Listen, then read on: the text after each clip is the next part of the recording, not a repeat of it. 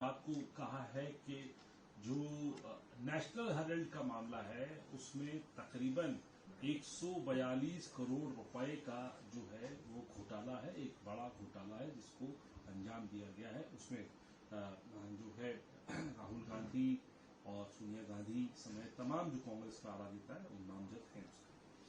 ऐसा है कि ईडी की जो साख है वो पूरा हिंदुस्तान जानता है। ईडी अब बीजेपी की फ्रंटल एजेंसी बन चुकी है। ईडी को एक चार्जशीट दायर करने के लिए 365वें दिन तक का इंतजार करना पड़ा, क्योंकि उनके पास कोई पुख्ता सबूत, पुख्ता चार्ज ही नहीं थे। ये करीब 10-15 सालों से केस चल रहा है, अभी तक ईडी कुछ भी प्रूफ नहीं कर पाई है। 100 बात की एक बात यह है कि यंग इंडिया एक नॉट फॉर प्रॉफिट पुरानी एक्ट के अंदर सेक्शन 25, नई एक्ट के अंदर सेक्शन 8 की कंपनी है, जिससे एक नया पैसा प्रॉफिट, डिविडेंड या किसी भी तरह का मुनाफा किसी शेयर होल्डर को मिल नहीं सकता है। इतनी सिंपल सी बात ईडी के लोग भी समझते हैं, ये सरकार भी समझती है।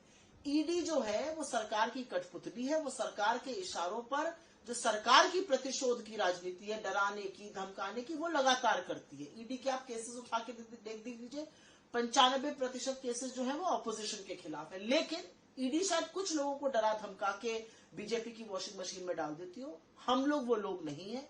ईडी के पास कोई पुख्ता सबूत नहीं है। ईडी का पूरा केस जो है वो इसी कोर्ट में धराशायी होगा, ताश की गड्डी की तरह बिखर जाएगा, क्योंकि ईडी मनगढ़ंत आरोप लगा रही है और जो साक्ष्य और सबूत है वो पूरी तरह से दिखाते हैं कि डेट इक्विटी में कन्वर्ट हुआ, जो कि केंद्र की सरकार एनसीएलटी में रोज करती है, और इसमें कोई भी आरोप सिद्ध नहीं कर पाएगी ईडी, ये आपको मैं बता सकती हूँ। इसके अलावा